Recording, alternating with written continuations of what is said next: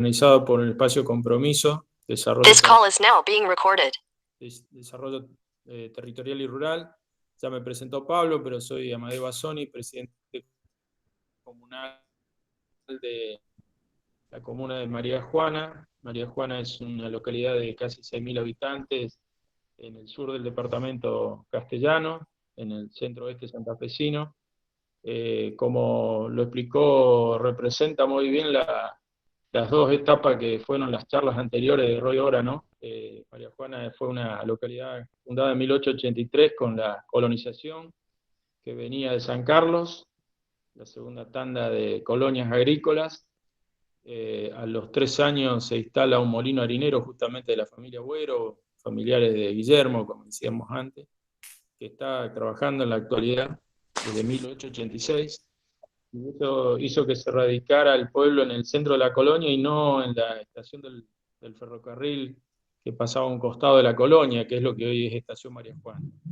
Y después, cuando sustituimos importaciones, casi como un empuje impresionante que ubicó al pueblo en poco tiempo, en el año 50, se presenta el primer prototipo de un vagón de cargas, el primero en el país y en Sudamérica, es aprobado, se instala una nueva fábrica de cero, y en el 53 comienza la producción en serie de la familia Uriasco, vagones ferroviarios, que reemplazó a todos los vagones, o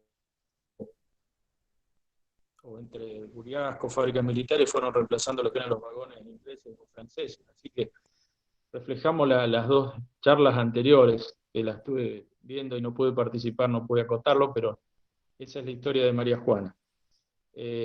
Agradezco a los presentes, agradezco a Pablo que me permite presentar esta charla, destacar la actividad de compromiso, este espacio que ha creado para que podamos estudiar, para capacitarnos y formarnos, que también nos viene para la actividad, la militancia y la gestión, ¿no?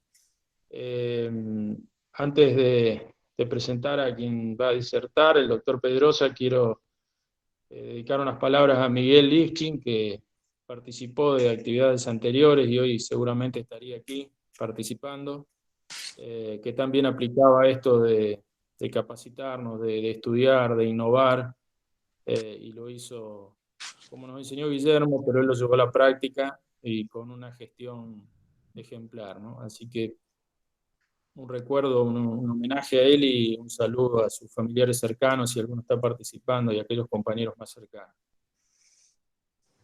Bueno, voy a presentar al doctor Pedrosa. El título de la charla es El mundo y su organización política en el siglo XX, sistemas, momentos y personas, el mundo industrial y la socialdemocracia clásica, primeros cambios que impactan en América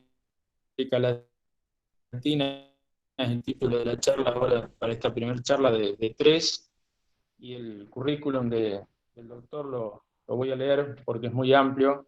El doctor Fernando Pedrosa es profesor e investigador en la Facultad de Ciencias Sociales de la UBA, es historiador y politólogo, profesor titular de la Universidad de Buenos Aires y de posgrado en la Universidad de El Salvador, es investigador del Instituto de Estudios Latinoamericanos de la Facultad de Ciencias Sociales de la UBA, máster en Estudios Latinoamericanos y doctor en Procesos Políticos Contemporáneos por la Universidad de Salamanca, autor de varios libros, en la actualidad dirige la revista Asia América Latina. Así que bueno, lo escuchamos, doctor, con todo gusto y ansiosos de escucharlos. Adelante. Bueno, primero que nada quiero agradecerles por la invitación, por estar acá. Además también estar después de Roy Ora también es un compromiso. Él es más viejo que yo fui su alumno en 1994, ya hace mucho tiempo. Lo que quiero traer es un PowerPoint que hice, que quizás va a facilitar un poquito la tarea para no hacerlo tan aburrido, lo voy armando. Creo que ahí está. Díganme, por favor, si lo van viendo. Perfecto. Bueno, el título del que le puse a la charla tiene que ver un poco pensando también en lo que habló. También les voy a pedir si se corta o algo, díganme, párenme si yo hablo, pero si hay problema de internet me dicen. Un poco pensando en lo que venía hablando Roy, generalmente nosotros como ciudadanos estamos bastante cercanos a los cambios que vive el país, a los cambios políticos. Ya a esta altura del partido, los que somos más viejos, sabemos para dónde van, cómo debemos manejar nuestra economía, nuestras decisiones.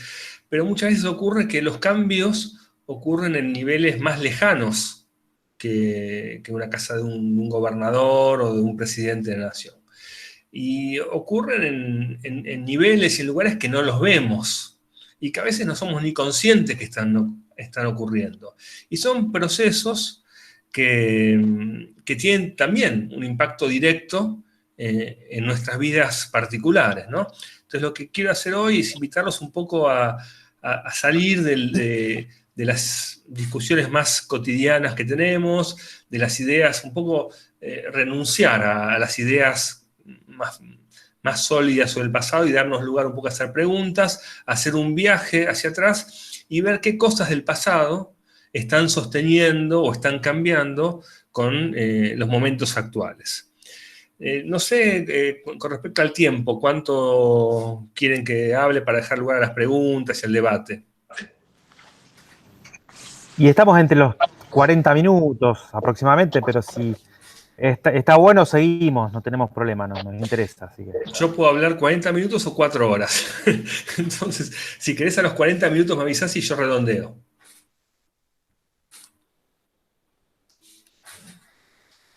¿Ok? Perfecto. Sí, de acuerdo. Muy bien. Bueno, lo primero que tenemos que saber es que estamos viviendo en un mundo donde hay tendencias globales que marcan cambios muy importantes, ¿no? Primero, a corto plazo, la pandemia que va a tener, que tiene consecuencias políticas, pero que yo diría que son consecuencias de aceleraciones, en muchos casos de procesos, que ya son estructurales y que vienen de más largo alcance. El primero de ellos, que yo diría que es el más importante, es el cambio de influencia en la geopolítica global, ¿no? Para el 2050 se estima que Asia, sobre todo China, pero también la India, Indonesia, Singapur, toda esa región del Asia-Pacífico va a ser el espacio geopolítico más poderoso del mundo, lo cual no ocurría de hace muchos años, de hace muchos siglos, ¿no? En el cuadrito de abajo vemos en las barras azules cómo va creciendo, cómo va decayendo el PBI mundial o global en manos occidentales y cómo va subiendo en rojo el PBI global en Occidente, mostrando que para 2050 va a haber un cambio de régimen geopolítico. Y como siempre que hay un cambio de régimen son las reglas de juego, siempre esos cambios han sido complejos, violentos. No tienen por qué ser con guerras, pero sí hay un sector del mundo que pierde el poder y hay otro sector que lo va a ganar, ¿no? Pensamos que China va a tener 1.300, 1.400 millones de habitantes para 2030 más o menos, India va a tener un poquito más, Indonesia va a estar aproximadamente en 300 millones de habitantes, con lo cual esa zona, Filipinas, 100 millones de habitantes, son mercados muy poderosos, ¿no? Y que además se están cerrando en términos de acuerdos de libre comercio. Hace poco se armó un acuerdo ahí de todos los países de Oceanía, el sudeste asiático y Asia del Sur, que va a ser muy importante. Entonces, estamos viviendo un momento de cambio global. También estamos viviendo un momento de cambio político, y acá hay un cuadro que me gusta mucho, el del lado izquierdo. Hace varios años, un norteamericano, Samuel Huntington, se le ocurrió poner en un Excel, en una computadora, las fechas de todos los países que entraban en democracia y las fechas en los que perdían la democracia, las fechas en que la recuperaban, las fechas en que la perdían. Todo lo que descubrió fue que, curiosamente, la democracia, como sistema político, avanza y retrocede en forma de olas globales, ¿no? Entonces dice, bueno, hay una primera ola, una segunda ola, una tercera ola de la democracia que empezó en el 74, ¿no? Con la transición española, la griega, la portuguesa, que fue un poco la que vivimos nosotros. Pero ahora estamos en un momento de retroceso democrático, ¿no? Tenemos varias organizaciones no gubernamentales como Freedom House que miden la cantidad de países que son democráticos, que miden cómo van cambiando las tendencias de la democracia. Hablamos de una democracia instrumental, para poder comparar, básicamente. Y lo que está demostrando que no solo vivimos en un momento de mayor conflictividad, producto de cambios estructurales, geopolíticos, sino que vivimos en un momento de mayor retroceso democrático de las últimas décadas, no solo porque cada vez más países son autoritarios, sino porque hay fuertes retrocesos democráticos en países que antes eran modelos de democracia. O sea que es como una combinación lógica pero compleja. Por un lado está la disputa de poder global, eso genera conflicto, y por otro lado, las normas que regulan los conflictos, la democracia, bueno, vamos a solucionar los conflictos en forma pacífica y razonable, no tienen lugar. Es decir, cada vez más avanza, hay un auge autoritario en el mundo. Estas son las condiciones en las que estamos, ¿no? Entonces, esto me parece que genera ya un ambiente, no sé si están viendo bien los slides o filminas, como le dicen ahora, pero entonces estamos en un momento de cambio, de cambios globales, y nosotros acá, en Argentina, en las diferentes provincias, ¿cómo nos afectan estos cambios? Porque hablamos de China, hablamos de Estados Unidos, hablamos de cosas que parecen lejanas, ¿no? En primer lugar, estamos viviendo un momento donde cambian las visiones, las demandas, los valores concretos, reales, superficiales y estructurales. Pensemos en la década del 80 o en los 90, nadie discutía si la Tierra era redonda o no era redonda, si las vacunas servían o no servían. No había mayores avances en cuestiones de identidades sexuales, eso ya había ocurrido en los 60, supongamos, ¿no? Entonces, lo que vemos hoy es que aparecen nuevas identidades, nuevas demandas, aparecen nuevos formas de relacionarse con los animales, con el medio ambiente. O sea que lo que vemos es que los cambios estructurales de tipo geopolítico, económico, que están ocurriendo en el mundo también tienen un correlato en las agendas y en los imaginarios. Empiezan a aparecer un montón de ideas, de grupos, de demandas que parecen, a quienes venimos de otros años, nos parecen raras, desubicadas, pero que empiezan a ser un poco los valores del momento en que vivimos. Y empieza a haber también una disputa, ¿no? Agendas globales, problemas globales, pero al mismo tiempo imaginarios políticos nacionales. Y no solo esto, sino que las tendencias empiezan a ser o globales, o regionales, o nacionales, o como se las llama en la ciencia política, subnacionales, lo que abarca las provincias, los municipios. Hoy un pequeño pueblo de miles de habitantes puede tener un vínculo directo con una gran empresa, con una ONG internacional, con la ONU, a partir de programas de acuerdos que tengan que ver con diversas cuestiones de producción, de protección de cultura. El diálogo entre lo internacional y lo subnacional o local empieza a pasar de largo también a los estados nacionales. Entonces las preguntas que podemos empezar a hacernos en este marco, primero, ¿cómo mantener los valores democráticos en el siglo XXI, los valores democráticos tradicionales, y al mismo tiempo cómo pensar o imaginar un futuro posible para el mundo que vivimos, que va a ser en parte para nosotros y en parte también para nuestros descendientes? Bueno, yo no sé cómo va a ser el futuro, ¿no? Nadie lo sabe. Todos acá cuando hablamos del futuro arriesgamos, primero en función de cifras, de análisis, pero a veces también los historiadores tendemos a volver la vista atrás. Mirar el pasado, ¿es útil o es inútil para pensar el futuro, ¿no? Bueno, los historiadores tienen un pequeño truco que es que en general, cuando quieren hablar del futuro, hablan del pasado. Por ejemplo, en la década del 70, había muchos historiadores que eran socialistas, marxistas, y estaban seguros que estábamos viviendo en la década del 70 una transición del capitalismo al socialismo. Y ellos se preguntaban cómo sería esa transición. No tenían forma de saberlo. Entonces, ¿qué hacían? Estudiaban la transición del feudalismo al capitalismo, buscando en ese estudio del pasado herramientas, ideas, algo que nos sirviera para guiarnos en el futuro, aunque luego el futuro tomara sus propias dimensiones, ¿no? Y acá empiezan muchas discusiones, sobre que muchas las tenemos habitualmente, sobre el uso del pasado para pensar el futuro, ¿no? Porque además Argentina es un país un poco estacionado en el pasado y que plantea una mirada también en general melancólica del pasado, la idea de un pasado omnipresente. Si Perón estuviera, si Alfonsín estuviera, no sé, es como que pensamos un pasado estático, ¿no? Y yo diría que en principio hay que mirar hacia atrás.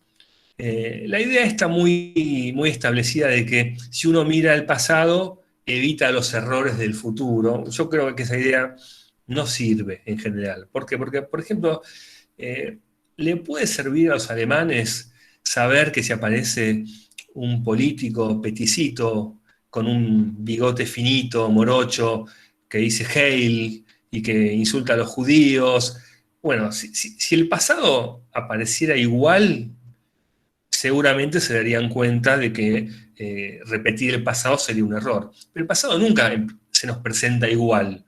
Posiblemente si en el mundo del futuro aparece otro líder nazi, puede ser una chica joven, rubia, simpática, que habla de un montón de cosas totalmente diferente a lo que fue el liderazgo pasado, ¿no? Entonces, el pasado no nos sirve para repetir errores, porque siempre nos prende esta trampa de ser diferente a lo que fue.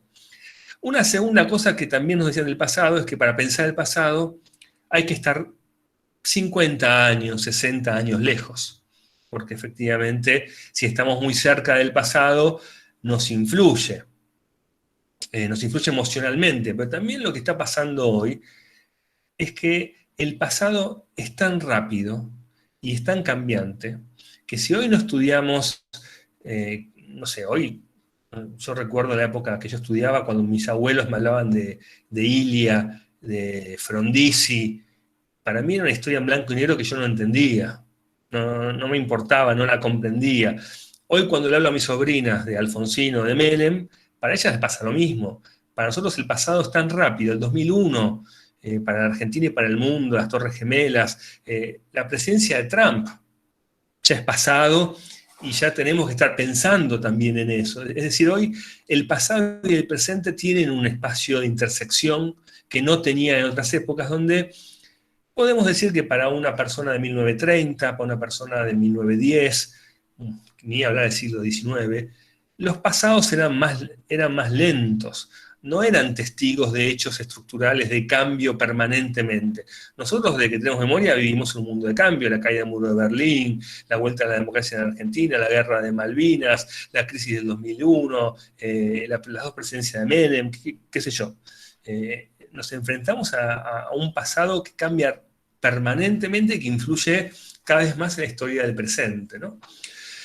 Entonces, me parece que es importante pensar el pasado, es importante pensarlo como un ejercicio, como lo que hacemos hoy acá, no como una regla, y sobre todo sabiendo dos cosas: que el Estado siempre es determinante a la hora de pensar el pasado. Y esto lo que voy a decir lo voy a hacer como un ejercicio de provocación, pero el pasado, el Estado es nuestro enemigo, ¿no? En la teoría. Es una organización que viene a dominar una sociedad, que viene a generar desigualdades, que viene a poner orden, a decirnos cómo tenemos que vivir. Desde la derecha, el pensamiento de derecha más libertario, hasta la izquierda más anarquista, pasando por el socialismo, la socialdemocracia, por pensadores como Max Weber, todos pensaban el Estado como un elemento problemático. La única teoría que piensa el Estado como algo, como un padre bueno que nos cuida, nos quiere y que tenemos que alimentar, es el fascismo. Todos los demás pensamos el Estado siempre con resquemores. El Estado es un problema. Si no queremos decirle que es nuestro enemigo, como yo dije provocativamente, digamos, el Estado es un problema. No solamente en términos de nuestra vida cotidiana, sino en términos de pensarnos. Porque el Estado tiene mucho poder a la hora de generar discursos, de generar relatos, tiene la educación.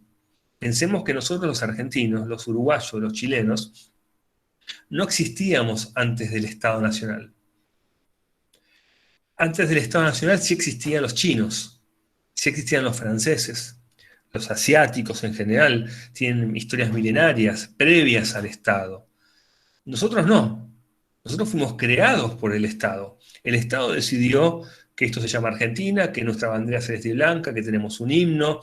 El Estado decidió quiénes son nuestros héroes patrios. El Estado decidió un montón de cosas en un momento que podía haber decidido varias posibilidades. En Argentina del siglo XIX se hablaba más italiano que español, se festejaba más el aniversario de Garibaldi que de San Martín, no había una conciencia nacional el 9 de julio, las Malvinas no eran un problema en el cual se discutiera, y el Estado en un momento dijo, che, si no, cuando Italia empezó a hablar de la Gran Italia y la colonización empezó a avanzar por el mundo, o hacemos un proceso de argentinización de esta población, o podemos tener problemas. Entonces somos una identidad artificial de algún modo, ¿no? Producto de decisiones políticas, culturales, históricas, que operan como células dormidas en nuestra cabeza. Y que eso también determina cómo pensamos el pasado, ¿no? Más aún porque la historia está llena de convenciones. Es como el semáforo. ¿Por qué con el semáforo con el rojo freno, con el amarillo estoy ahí mirando qué pasa y con el verde cruzo? ¿Eso es natural? No, eso es una convención, ¿no? Y la historia de alguna medida también es una convención que está construida de la mano de los estados nacionales, que no han sido siempre iguales, que han sido diferentes con el tiempo, que han tenido diferentes actores, diferentes espacios geográficos de dominación, diferentes países que han sido más poderosos que otros, diferentes discursos. Y este punto es muy importante saber que cada época tuvo un relato dominante, ¿no? Y que ese relato, el nacionalismo es parte de ese relato, siempre también ha sido para justificar básicamente la legitimidad de un Estado o de un grupo de Estados por imponer su superioridad sobre otros.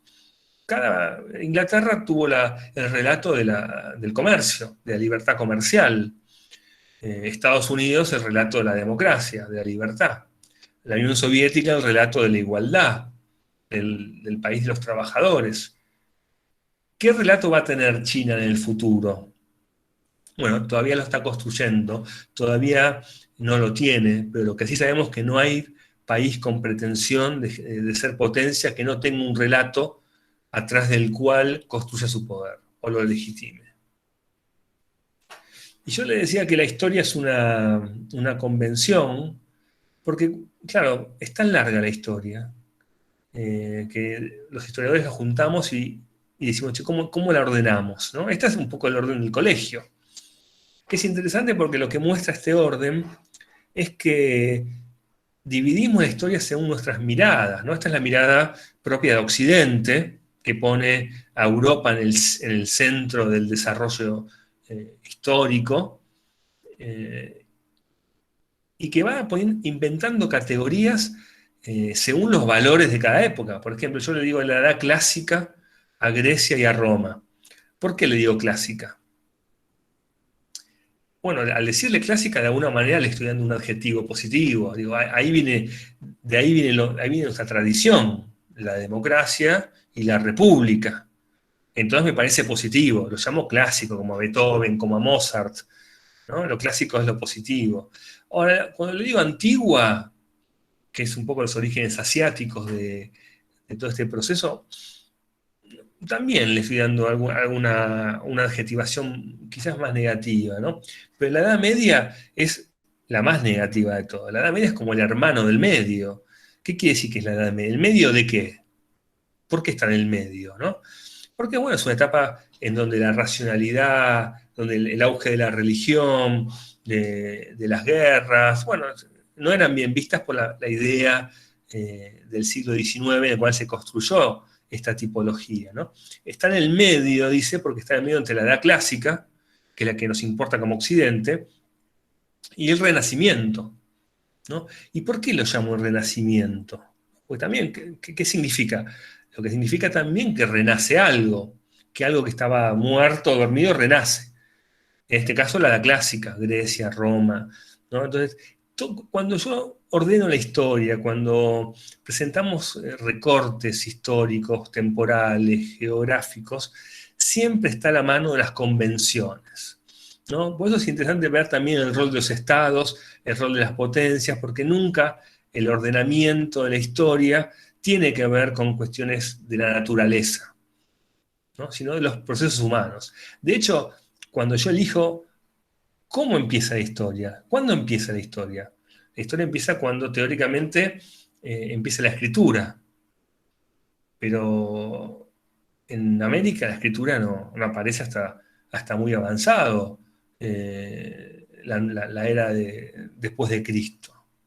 O sea que las civilizaciones latinoamericanas estarían en la prehistoria. Bueno, todo esto me parece que es interesante a la hora de pensar el pasado, porque el pasado no es perfecto, es una construcción que tiene que ver con el clima de ideas y los estados de cada época.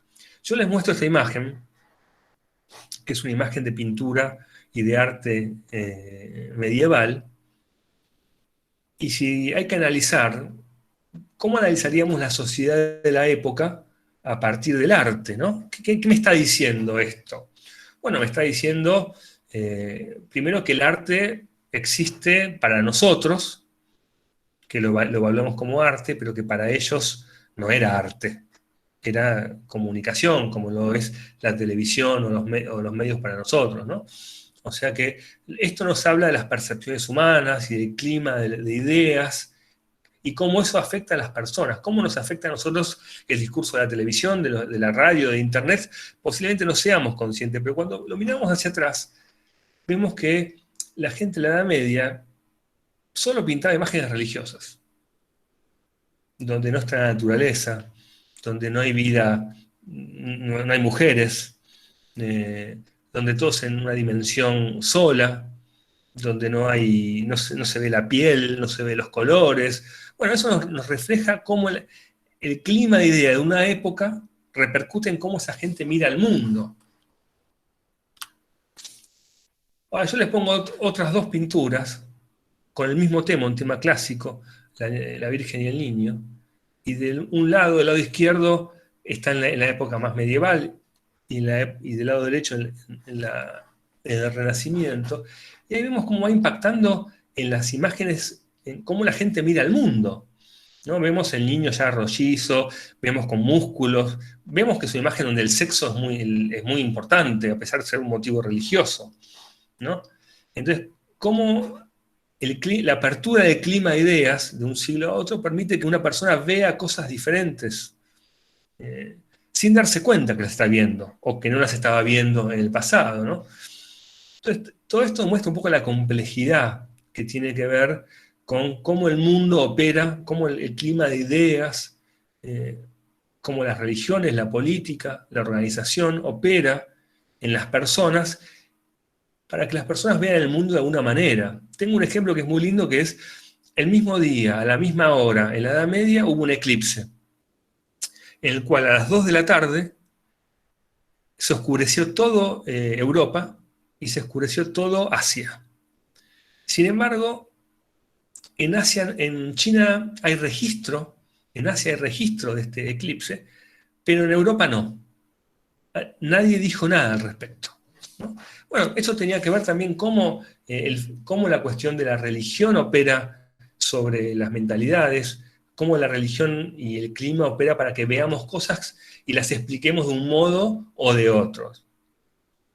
Y yendo rápido en esta historia, que quiero llegar más al presente, pero quiero ir rápido porque también con el tiempo se fue construyendo la idea de estados nacionales.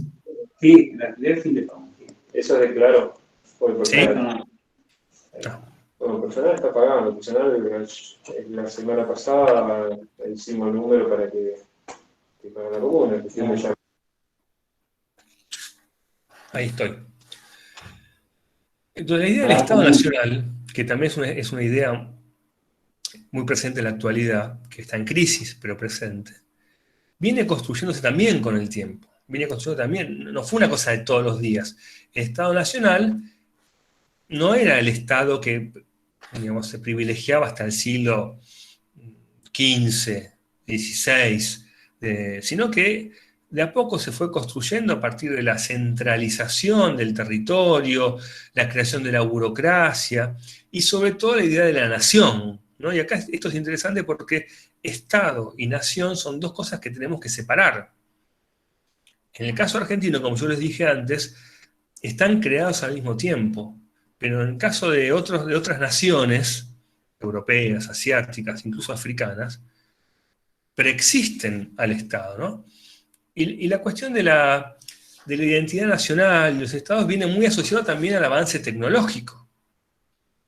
Esto también es algo que me interesa mostrar porque tiene que ver con el tema del cambio, ¿no? Y yo creo que si hoy vivimos en etapas de transición y vivimos en momentos de cambio, podemos mirar un poco hacia atrás, la primera revolución industrial, ¿no? La famosa la imprenta y los talleres, y el uso del viento y las energías que tienen que ver con el carbón, las primeras máquinas, que es un poco la que marcó un cambio muy importante, pero la que más nos marcó a nosotros como civilización es la segunda revolución industrial, la que pone a Estados Unidos, Alemania, Japón. Pensemos que para nosotros es común, pero entre fines del siglo XIX y principios del XX se inventó el automóvil. En Argentina en 1913 había más autos que en Europa.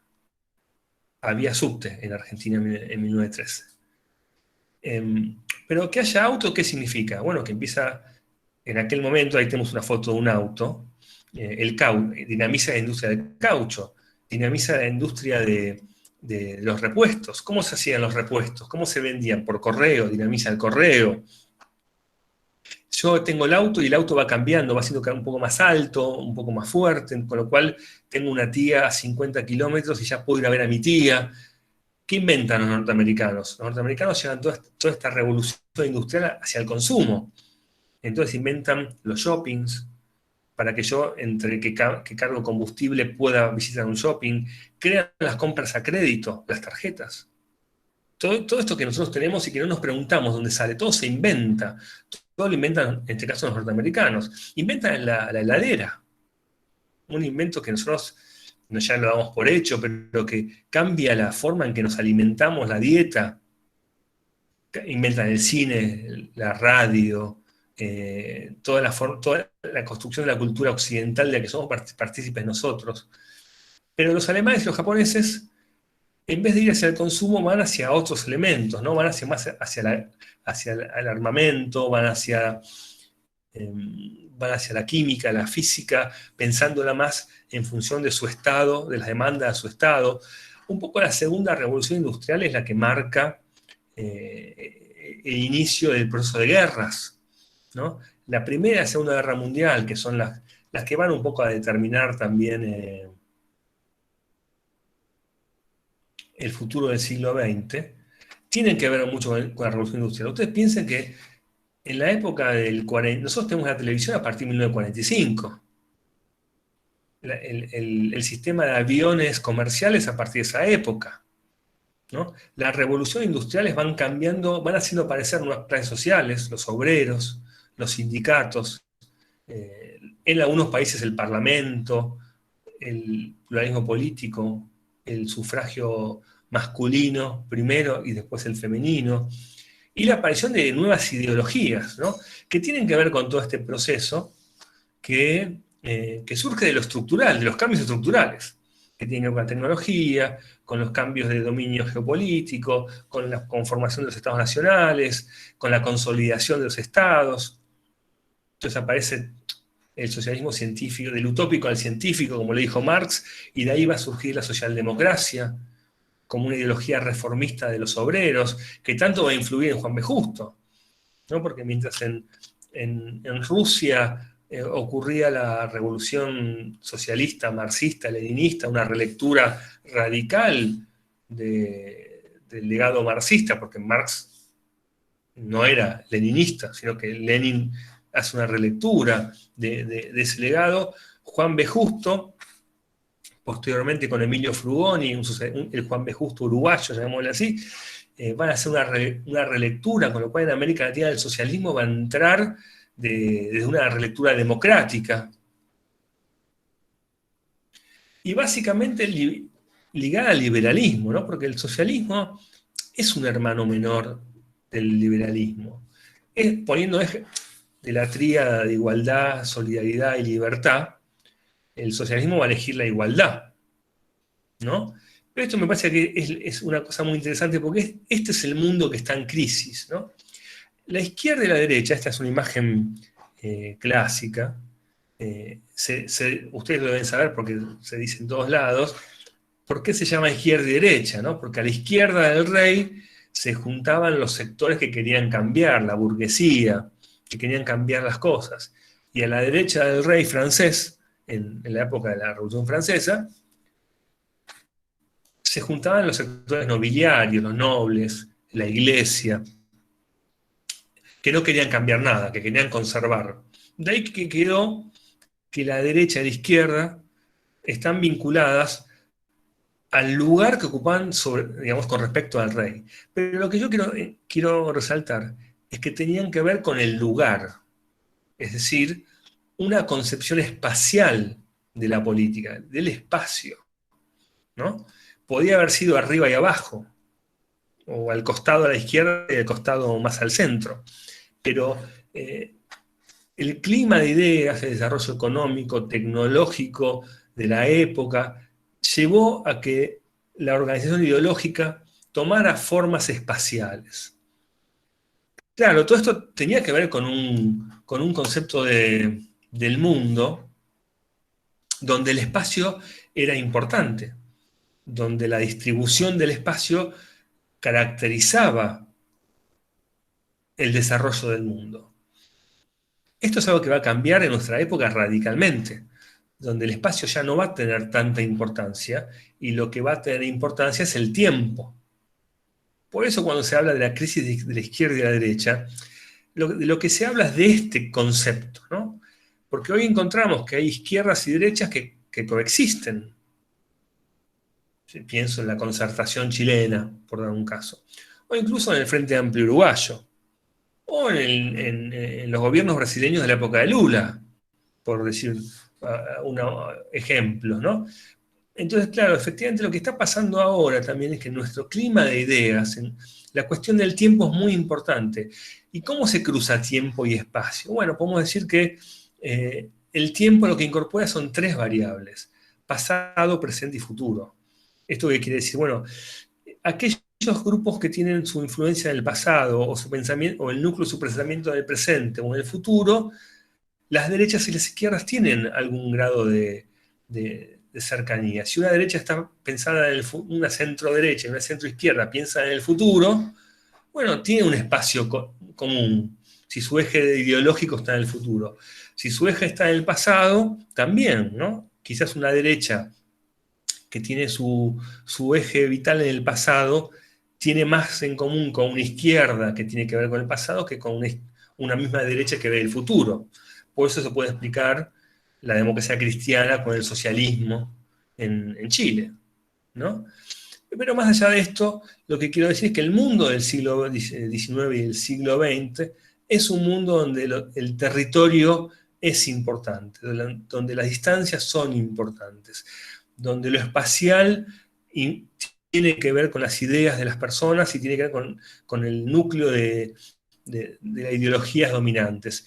Y que esto va a repercutir claramente, bueno, en cómo el mundo se va repartiendo, en cómo lo que importa es la ocupación efectiva del territorio, ¿no? Me tengo que quedar con el territorio porque no hay otra forma de sacarle valor a las cosas que no sea tener la tierra, ¿no? Esto que es algo que hoy parece más ridículo, aunque haya ejemplos de que todo esto continúa así. Y nos acercamos ya más al presente, y a mí me gusta pensar las guerras mundiales como un partido de fútbol, ¿no? ¿Por qué? Porque la Primera Guerra Mundial es el primer tiempo. El periodo entre guerras es el descanso, y la Segunda Guerra Mundial es el segundo tiempo. La Primera y la Guerra Mundial y la Segunda Guerra Mundial están muy relacionadas. Las dos, por más que parecen que ser diferentes y que enfrentan diferentes ideas, en el fondo es un enfrentamiento que va a definir el rumbo de la humanidad a partir de ese momento. Entre un grupo de países que no son autoritarios en sus ideas, en muchos casos capitalistas, ¿no? Es un enfrentamiento entre países capitalistas, pero que no tienen la misma idea, ni en la Primera Guerra Mundial ni en la Segunda, de cómo ordenar el sistema mundial. Ustedes fíjense que la Primera Guerra Mundial enfrenta al Imperio ruso, el Imperio alemán, el Imperio austrohúngaro y el Imperio turco contra Inglaterra, Francia y después Estados Unidos. Si la Primera Guerra Mundial enfrenta a los imperios, a los emperadores, a los reyes, ¿no? Incluso a la Alemania más bismarckiana en ese sentido, el imperio alemán, ¿no? Enfrenta una idea de cómo ordenar el mundo, más autoritaria, menos liberal, y que no casualmente de la mano de países que no tuvieron revoluciones liberales. ¿Quiénes tuvieron revoluciones liberales? Francia, Inglaterra, Estados Unidos. Revoluciones que barrieron con los nobles, mandaban a la iglesia a su casa y dieron lugar a fuertes burguesías que van a ser las que lleven adelante un capitalismo más, o que piensen un capitalismo más global. La Segunda Guerra Mundial también sigue enfrentando de alguna manera a una serie de países que todavía enfrentan si bien Alemania y Japón todavía tenían visiones capitalistas, una gran parte del mundo todavía se sigue guiando por lo rural, lo antidemocrático, ¿no? Entonces, la derrota los dos triunfos de Inglaterra, Estados Unidos y Francia en las dos guerras terminan de definir el conflicto entre dos momentos de la historia. Siglo XIX y el viejo régimen, y el mundo nobiliario y el mundo de la revolución industrial, para pasar a un segundo momento que se abre en 1945, donde el capitalismo va a encontrar en primer lugar un momento de expansión muy grande, y en segundo lugar para, digamos, encontrar un nuevo actor político que va a ser el mundo socialista, el llamado socialismo real, ¿no? Entonces encontramos que ya en este momento el capitalismo ya no se enfrenta a un enemigo más vinculado a la Edad Media, más vinculado al mundo rural, sino que se enfrenta a otro modelo de desarrollo económico. Y este es un momento clave, en primer lugar porque el sistema internacional post-1945 es el que vivimos en la actualidad. El Fondo Monetario Internacional, el Banco Mundial, la OMS, la ONU, todo eso que lo escuchamos hablar todo el tiempo, se crea a partir de 1945. El mundo se gobierna hoy por el Consejo de Seguridad de las Naciones Unidas, es decir, 10 países que deciden, de los cuales 5 tienen derecho a veto, los 5 que ganaron la Segunda Guerra Mundial. Y al mismo tiempo, en aquel momento, en 1945, comienza la política europea, sobre todo financiada por el Plan Marshall y por Estados Unidos, de los estados de bienestar como modelo de construcción social, más que nada presentada para hacerle frente al comunismo. Pensemos que la guerra dejó a Europa destruida, que dejó el mundo asiático destruido, con sindicatos socialistas muy fuertes, con partidos socialistas muy integrados, con mucho poder, y con partidos comunistas europeos de gran poder. O sea que lo que vemos en el mundo a mitad del siglo XX es que el socialismo real es una opción de gobierno no solo para la Unión Soviética, sino para gran parte de Europa. ¿Cómo el mundo occidental hace frente a esto con el estado de bienestar? Bueno, vamos a intentar construir estados que sean poderosos, que den bienestar a la población y que sean democráticos al mismo tiempo, ¿no? Este eje va a ser muy importante en el imaginario argentino y latinoamericano, ¿no? Nosotros seguimos pensando hoy que el estado de bienestar de aquellos años es como el modelo deseable, ¿no? Pero sin embargo, el estado de bienestar es también hijo de esa época. Es imposible pensar el estado de bienestar de los años de Willy Brandt, incluso de Felipe González de la España de los 80, o de Mario Suárez de la socialdemocracia portuguesa de los 80 también, en la etapa actual, porque también está sujeto a cambios. A ver, vamos a dejarlo ahí. Vamos a avanzar un poquito más antes de ir a las preguntas, porque hay otro momento clave que tiene que ver con 1973, ¿no? Y esto sí es un momento que yo creo que es clave para pensar nuestra propia historia y algunos de los problemas de la Argentina reciente. ¿El estado de bienestar qué significa? Significa que por un lado yo tengo el Estado que organiza la sociedad y tengo el mercado nacional. El Estado le saca al mercado y reparte. El Estado fija los sueldos, el Estado fija el orden de las empresas, el Estado marca la regulación del Estado del mercado. A partir de 1973 eso va a cambiar. El Estado sigue siendo el Estado nacional, pero el mercado se vuelve global.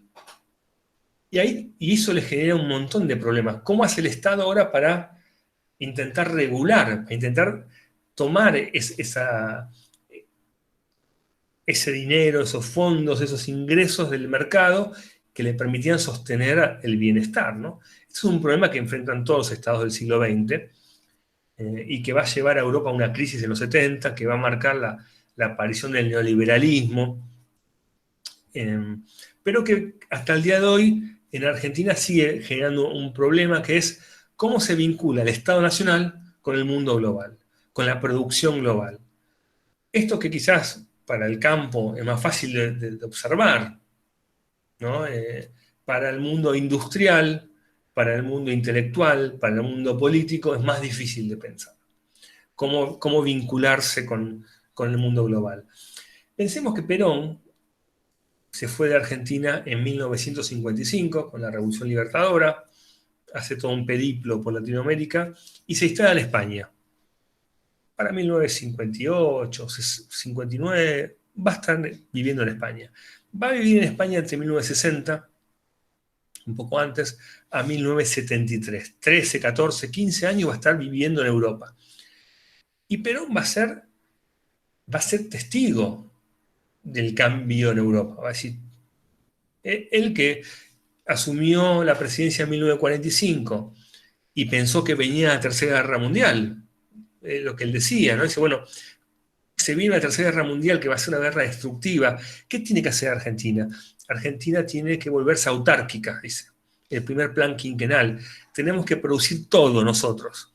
Porque si no lo producimos todo y dependemos del exterior, en el momento de la guerra vamos a sufrir. Bueno, pero no hubo una guerra mundial, pero se equivocó en eso. Pero cuando llega a Europa y empieza a mirar todos los cambios, dice, bueno, yo también tengo que cambiar, dice Perón. Cuando vuelve a Argentina, ¿qué dice? Bueno, yo pensaba en el 45 una cosa, ahora pienso que tengo que abrazarme con Balbín, pienso que está bien el bipartidismo, pienso que la libertad de prensa, pienso que la iglesia no es mi enemiga, y pienso que todo es un estado de bienestar. Un estado donde el Estado Nacional regule las actividades empresariales y económicas, como lo hacen en Europa, dice, porque vengo de verlo en Europa, y Europa funciona. ¿Y qué propone Perón? El plan Helbar. El plan Helbar es un plan socialdemócrata. Pero ¿qué pasa? Perón lo propone en 1974, cuando la crisis de la socialdemocracia es gravísima y explota el estado de bienestar. Es decir, Perón tiene esa dificultad que no es atribuible solo a Perón, que le pasó a Alfonsín, que vivió en medio de la crisis de la deuda y el cambio de la Segunda Guerra Fría cuando asumió Ronald Reagan. Le pasó a de la Rúa cuando asumió en 2001 y cambió el mundo después de las Torres Gemelas. Le pasó a Menem cuando asumió la presidencia en medio de la caída del muro de Berlín, la disolución de la Unión Soviética y cambios del mundo. A las élites políticas, a los líderes políticos, les cuesta mucho pensar eso, porque tienen que gobernar, son políticos, no son intelectuales. No puede estar un presidente argentino diciendo, bueno, en función de los cambios globales, sí, para eso tienen asesores inteligentes que le digan, mirá, la cosa va para un lado o para otro. Pero lo que sabemos es que en 1973 cambió el mundo, cambió la política económica del mundo, los partidos socialistas perdieron el poder, el Partido Socialista Sueco perdió el poder en el 74, creo, después de 36 años de estar en el gobierno, el alemán, el austríaco. Empieza a haber un cambio donde el estado de bienestar empieza a ser cuestionado y surge esta idea del neoliberalismo, esta idea de, bueno, el bienestar hay que, bueno, no importa tanto el Estado, sino el mercado, cambiar la orientación de la economía. Y claro, y Argentina estalla. Viene el Rodrigazo, básicamente, que es un poco la precuela de lo que va a ser luego la política de Martínez de Oz, etc. Pero lo que quiero decir es que no estamos exentos de lo que pasa en el mundo. Es importante tener en cuenta cómo se organiza el mundo y qué está pasando en el mundo a la hora de generar políticas públicas. Es importante pensar que Argentina además fue uno de los países más ligados al desarrollo del mundo. Crisis del 29 de Estados Unidos, crisis de la democracia, golpe en el 1930. Así de una. 1945, fin de la Segunda Guerra Mundial, auge de la democracia, elecciones en Argentina. ¿No? Es decir, 1973-74 empieza el auge de la democracia en España y en Portugal, 73 elecciones en Argentina. Es decir, Argentina es un país creado en su relación con el mundo, porque así fue también como se decidió, como les dije, es un estado, un armado artificial, cómo se creó en el siglo XIX y principio del XX. Entonces es muy importante cuando alguien está pensando en el desarrollo de un país, pensar en el mundo, pensar en el rumbo, y pensar que la década de los 90 también volvió a cambiar por la cuestión tecnológica el desarrollo económico del mundo. Por ejemplo, hoy los obreros son una clase política, una clase económica minoritaria. En 1945 los obreros eran mayoritarios. El electorado de los partidos socialistas eran los obreros. Por lo tanto, había que hablar a los obreros, porque eran la mayoría. De hecho, la Iglesia Católica arma el Partido Demócrata Cristiano y arma sindicatos demócratas cristianos para hablarle a los obreros, sabiendo que necesita de ese poder electoral. Ahora, en los 90, ya en los 70 en Europa, con la aparición de los servicios, con la fragmentación de la economía, con la aparición de los valores posmateriales, los obreros empiezan a ser cada vez menos, y ya a los partidos socialistas no les alcanza con hablar a los obreros. Empiezan a haber clases medias, empieza a haber, a partir del bienestar económico, demandas por cuestiones ambientales, por la píldora, por las cuestiones del tercer mundo. Aparecen los partidos verdes, aparecen los partidos liberales, aparecen los movimientos antinucleares. Empieza una fragmentación de la agenda que al socialismo le cuesta mucho procesar. De ahí también que en los 70 hay una derrota electoral, porque empiezan a ser comidos por izquierda por otros grupos y otras demandas de un mundo que también empieza a cambiar en su clima de ideas. Si ustedes van a Europa hoy, por ejemplo, van a encontrar partidos animalistas. Parece, ¿cómo partidos animalistas? Sí, partidos que dicen que proponen leyes para el cambio de cómo se producen los alimentos, el vínculo con los animales, la legislación por los animales, partidos que sacan el 4 o 5% de los votos en muchos países, partidos que tienen votos, que tienen legisladores del Parlamento Europeo, ¿no? Y empieza a haber partidos de todo tipo, partidos con demandas muy fragmentadas, ¿no? Y eso es un poco también lo que tenemos que mirar nosotros cuando yo hablo del clima de ideas, lo que pasa en Asia, lo que pasa en Europa en términos de organización política, es lo que se está por venir también luego en América Latina. Y por eso hay que estar atento a eso. Cada vez más partidos religiosos, cada vez más vínculos de las Fuerzas Armadas, ya no como grupos golpistas, sino como grupos burocráticos. Cada vez más grupos que cuestionan los ideales de de la Revolución Francesa, de la razón. La razón ya no explica, la lógica científica ya no explica los desarrollos sociales. En la década del 80 o los 90 yo hablaba con alguien y le decía esto es científico y se acabó la discusión. Ahora tengo un grupo científico para explicar cada cosa. Me explican el aborto de un lado, me explican el aborto del otro. Me explican la Tierra redonda de un lado, me lo explican del otro. Me explican las vacunas de un lado, me explican del otro. Es decir, vivimos un momento de estallido también de la razón organizadora de la lógica occidental. Pensemos que el socialismo nace de la razón. Carlos Marx le dedica el Capital a Charles Darwin.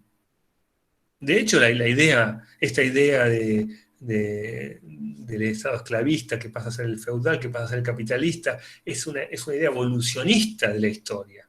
Como le gustaba decir a Marx y a Engels y a los socialistas, es una visión científica, porque tenían la idea de la razón científica en el centro de su lógica.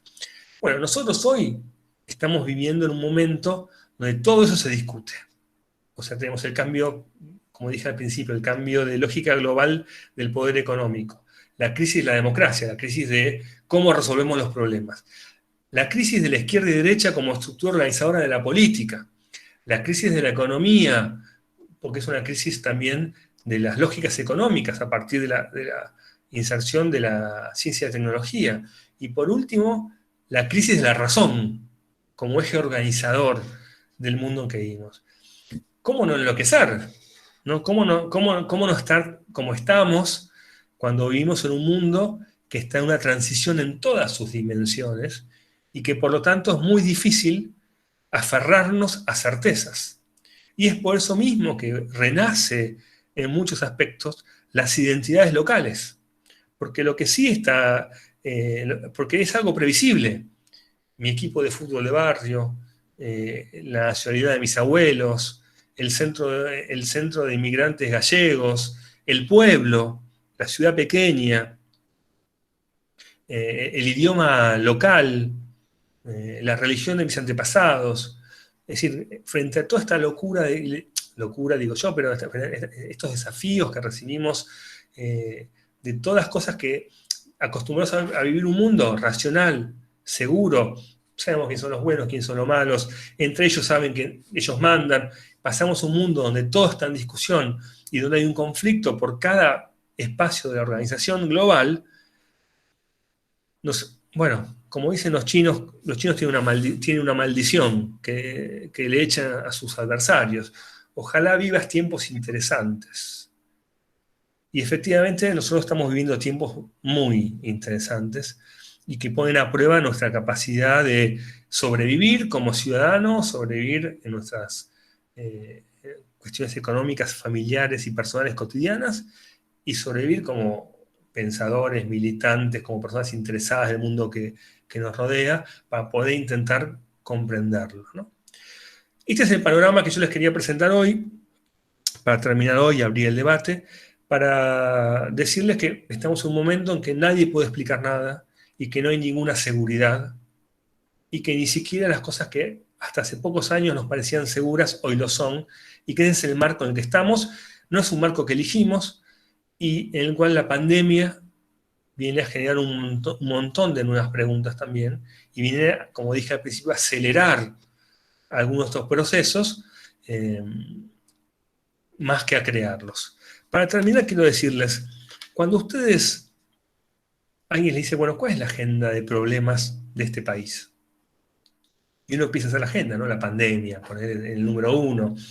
Alguno podría decir, no para Argentina, pero el terrorismo internacional, las migraciones, la crisis financiera, las relaciones con otros estados, las crisis climáticas.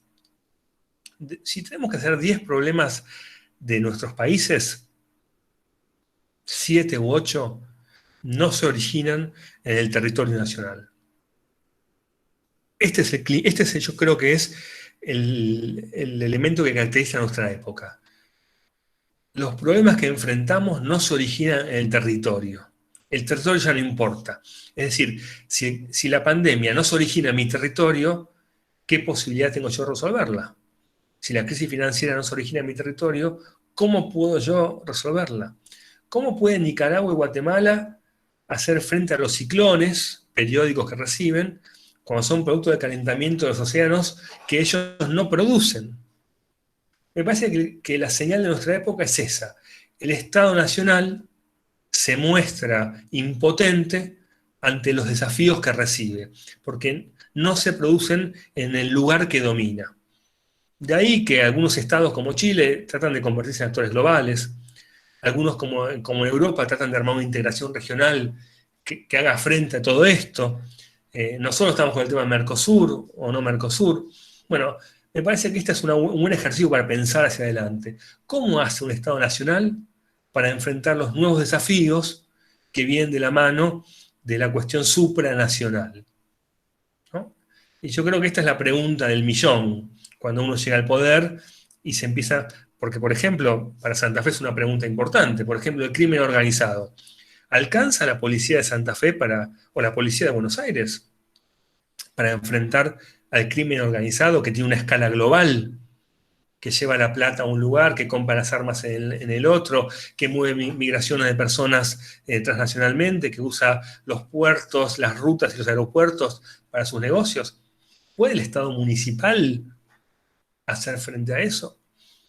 Bueno, me parece que ahí está el núcleo de problemas que enfrentamos hoy y que hoy les quería dejar planteado y que ahora podemos empezar a debatir entre todos. Muchas gracias, Fernando.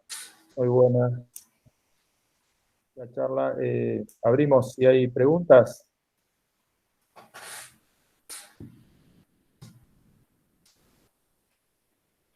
¿Está muy claro? La verdad que qué desafío. Muy claro lo del crimen en nuestra provincia y que tanto lo padecimos, ¿no?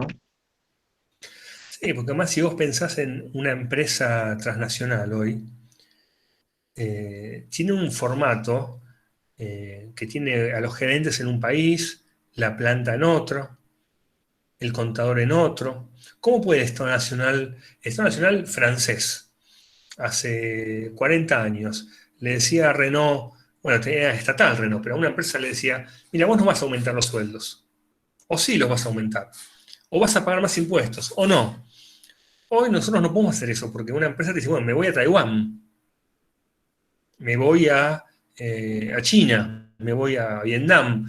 Entonces, me parece que hoy el tema de cómo organizar el tiempo y el espacio y cómo el Estado Nacional tiene que hacer frente a estos desafíos es lo que tenemos que pensar, porque si no, cuando llega, por ejemplo, Macri, para pensar el último, llega al poder y estaba Obama en el gobierno.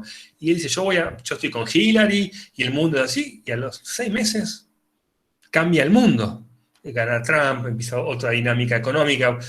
Esto nos pasa a todos los presidentes argentinos. Entonces, vivimos en un mundo en constante cambio y donde el Estado Nacional no está dando respuestas efectivas a las demandas que plantea el entorno global. Entonces, nosotros tenemos que empezar a pensar cómo hacemos en todas las dimensiones, municipal, provincial y nacional, ¿no? Porque también las inundaciones a veces empiezan en Argentina, pero podrían empezar en Brasil. Las papeleras con Uruguay, ¿no? La minería, todo esto plantea la cuestión de la integración regional, ya no como una sofisticación ideológica, sino, bueno, ¿cómo generamos reglas comunes? Por ejemplo, Microsoft quiso entrar a la Unión Europea con una práctica monopólica, la Unión Europea le hizo un juicio a Microsoft y se le plantó con todos los países juntos, ¿no? Entonces, ¿por qué el Mercosur es una cuestión que hay que pensarla desde ese punto. Bueno, las papeleras son un problema para todos. El crimen organizado es un problema para todos. La trata de personas. Bueno, el mismo coronavirus, ¿no? Entonces yo creo que el desafío que tenemos que estar pensando ahora es cómo hacemos para enfrentar un mundo que nos plantea dimensiones globales y que todos ustedes las van a, bueno, los que están más ligados a la administración del campo, pero que están más ligados a la administración de política de los municipios o de las provincias también. No, digamos, ya no es una cuestión de voluntad ya solamente, ¿no? Así que me parece que este es un tema que está poco discutido, que en general es cierto, como dijo Menem en los 90, ¿no? Si yo les llegaba a decir lo que pensaba hacer, no me votaba nadie. Pero de alguna manera, todos tenemos que estar pensando en esto. Bueno, si yo soy un político y me planteo una carrera y me planteo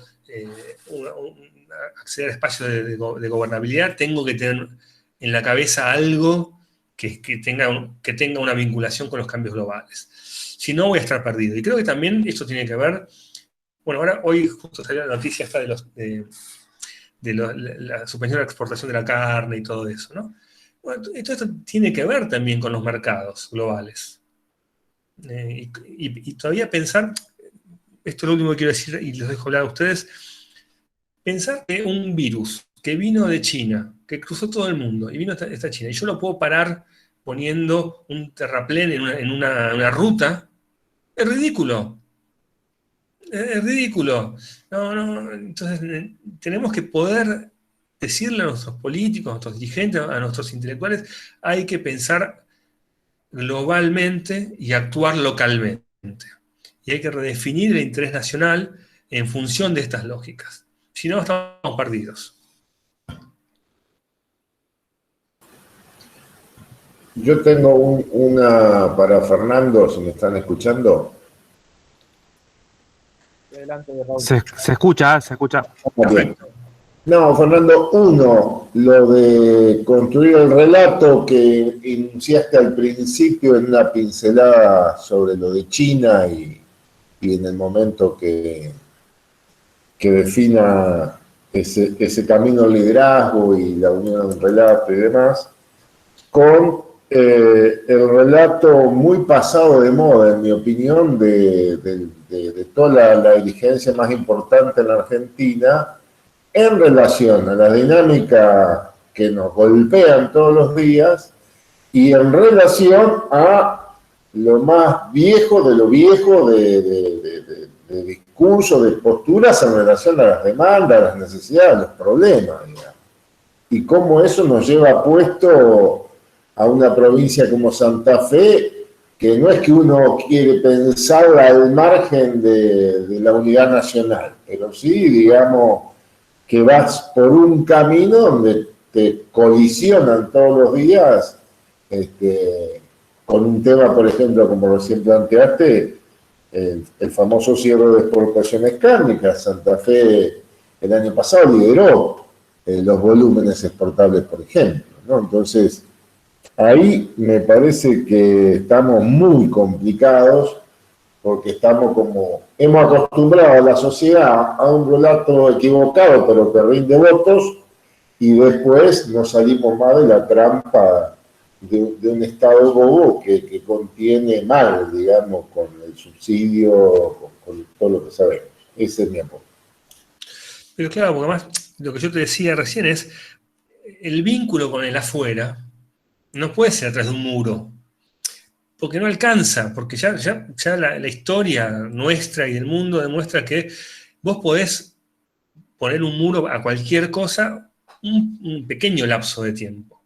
Pero finalmente el mundo entra por diferentes lugares. Hay muchos lugares ahora, por ejemplo, en Egipto, en Asia también, donde hubo golpes de Estado, los jóvenes tienen incorporado el chip de la libertad, sin darse cuenta porque usan redes sociales, porque tienen vínculos con muchas partes del mundo, porque consumen tecnología, porque vos no le podés sacar Facebook a los jóvenes o sacarles TikTok, o no podés no hacer computadoras. Hoy la dimensión del contacto global está incorporado en la conducta de las personas, y eso no lo puedes bloquear. Y en segundo lugar, la sociedad de hoy no es la sociedad que Perón la habló en el balcón de la plaza en 1945.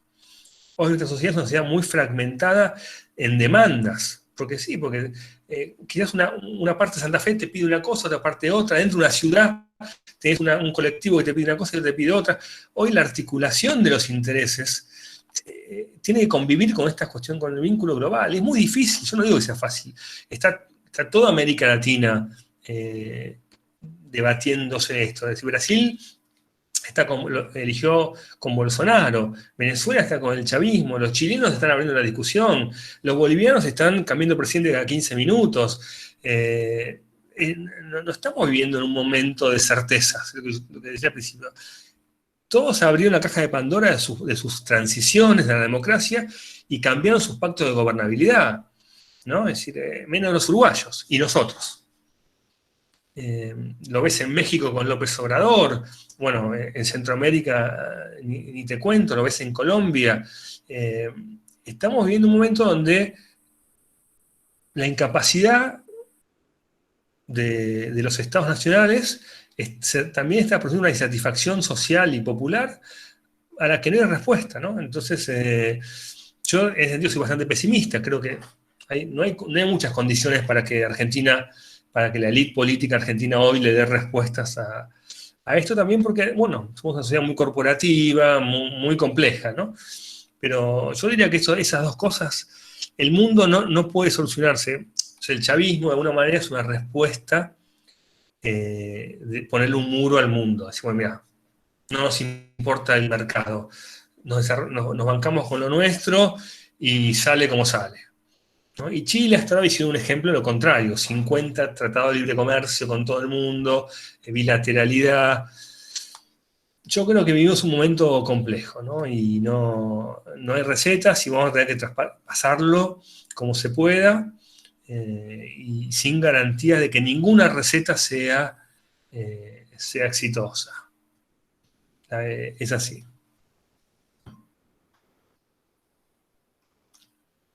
Pero no es el peor momento, quiere decir, bueno, la Segunda Guerra Mundial, la Primera Guerra Mundial, el cambio de siglo, el mundo ha vivido muchos procesos de cambio. Por eso yo creo que un partido progresista hoy también tiene que tener un discurso hacia la organización global. Un partido progresista, aunque hoy es un extemporáneo, hace falta pensar cómo se organiza el mundo, la ONU, cómo se organiza globalmente, porque pensar que también vamos a organizar el mundo tal cual después de 1945, la Segunda Guerra Mundial, es ridículo, con 5 potencias, ¿no? Entonces también me parece que ahí, en algún sentido, hay que poderse a pensar en el Mercosur. Ya no puede ser solamente el Mercosur un espacio ideológico. Bueno, ¿cómo hacer un congreso del Mercosur? Nosotros votamos, por ejemplo, votan los concejales en una ciudad, votan los diputados en una provincia, votan los diputados a nivel nacional.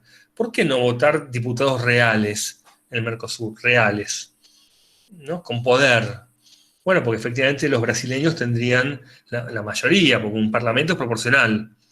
Y si un parlamento proporcional, los uruguayos no tendrían pocos votos, nosotros menos, y los brasileños manejarían. Bueno, eso hay que pensarlo. Bueno, ¿cómo hacemos para tener también la parte global como un espacio de decisión de los ciudadanos, ¿no? Me parece que son desafíos que hay que plantarse. Si Argentina no se los plantea y no los pone en su agenda, vamos a seguir en la decadencia. Que esto es un tema de las élites, no es un tema de... Yo no quiero que las señoras en el almacén, o los señores en el almacén, o en el kiosco, estén pensando, che, ¿cómo organizamos el mundo? Esto es un tema de las élites políticas, de los partidos, que tienen que plantarse estas visiones de mediano plazo y largo plazo, porque si no, no hay posibilidad de salida.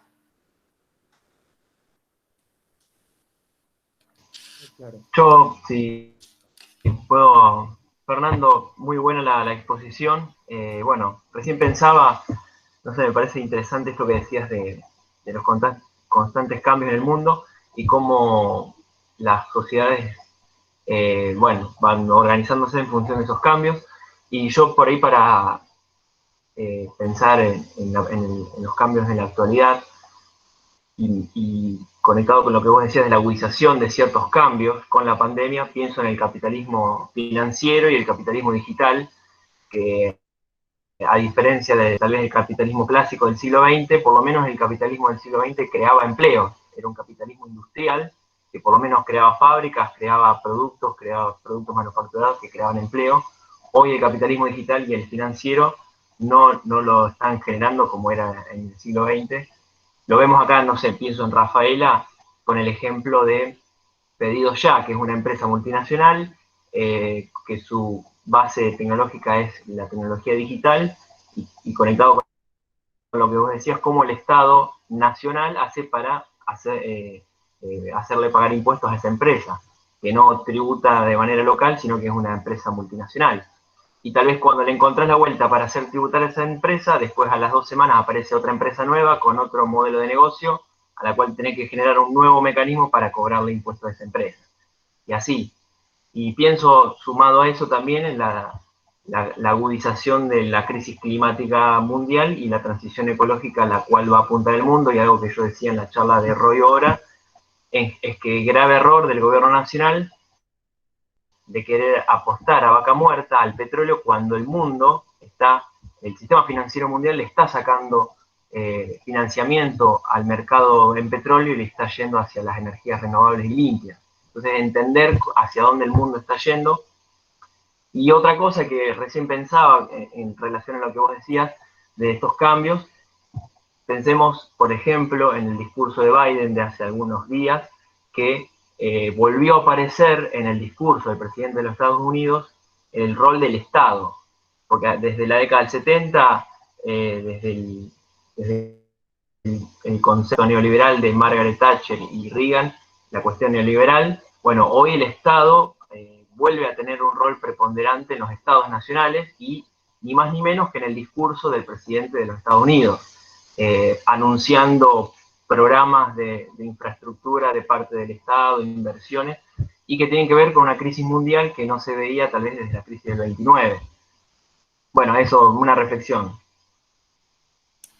Sí, yo te sumo lo siguiente, se calcula que de acá a 20 años el mundo va a cambiar tecnológicamente, de forma estructural, 10 veces, radicalmente.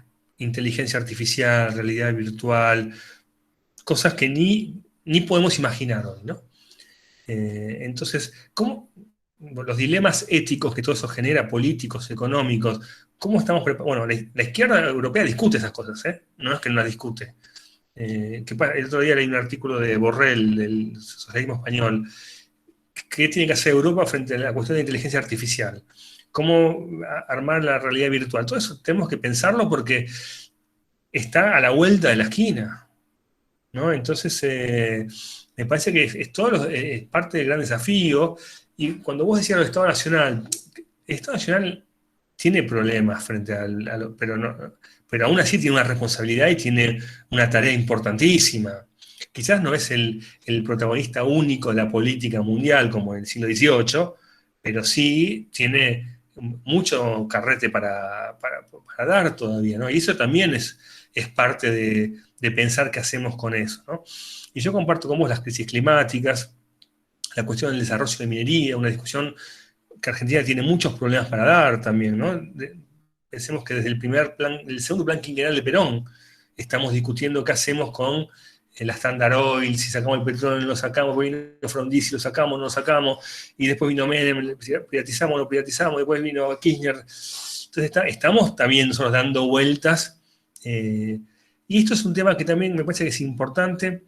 Si pensamos en los 80, en Brasil, en Uruguay y en Chile, pensamos que Argentina estaba muy pareja con Brasil en los 80. Y Chile y Uruguay están muy abajo de Argentina y Brasil. ¿Qué pasó en el medio de esos procesos, de esos países, para que hoy Brasil esté donde está, mal o bien, muy arriba nuestro, y Chile y Uruguay estén donde están también, habiendo avanzado, ¿no? Yo creo que algo que es muy importante, que es las élites. Son sociedades donde las élites son importantes. ¿Qué significa las élites? No tiene que ver con la vieja oligarquía, los Martínez de Oz, ¿no? Los Fortabat, no tiene que ver con eso. Las élites son los grupos más importantes de cada sector, la élite política, la élite sindical, la élite del campo, la élite de la industria, la élite intelectual, los sectores que realmente forman opinión y deciden, en esos países tuvieron acuerdos. Brasil tuvo un acuerdo de élite, que se rompió con Dilma y que ahora está en rediscusión. Y Bolsonaro es la representación de la ruptura de ese acuerdo. Pero Cardoso y Lula eran también la representación de ese acuerdo, ¿no? Es decir, Lula tenía un vicepresidente que era un evangelista de derecha total. Y la concertación entre los que eran los que bajaron a Allende en Chile y los que lo defendían, y la reunión en la concertación chilena, es también un acuerdo de élites. Y en Uruguay también hay un acuerdo de élites. Entonces, también hay un punto donde en Argentina hay una incapacidad, lo que Portantiero, un intelectual argentino, llamaba el empate perpetuo, ¿no? Las élites argentinas tienen la capacidad de impedir que el otro triunfe, pero no de imponer un proyecto.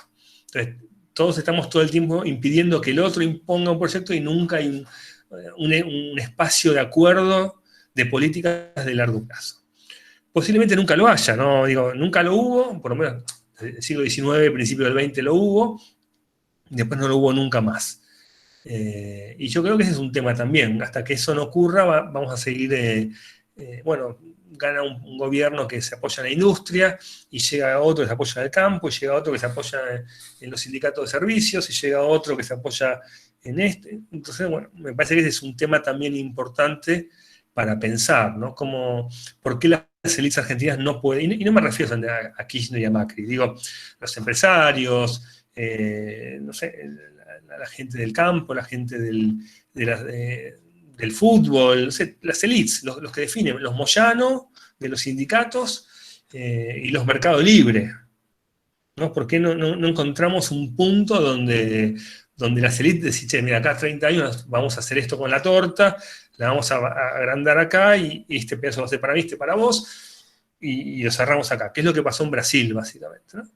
Y después esos acuerdos se rompen, porque bueno, después lo que está pasando en Chile ahora es también una crisis de éxito. Bueno, un modelo de crecimiento, de surgimiento de clases medias, de nuevos reclamos sociales, nuevas demandas, la necesidad de ampliar todo ese proceso y buscarle salidas nuevas. Ok, eso está bien, es una crisis productiva, en el sentido de positiva.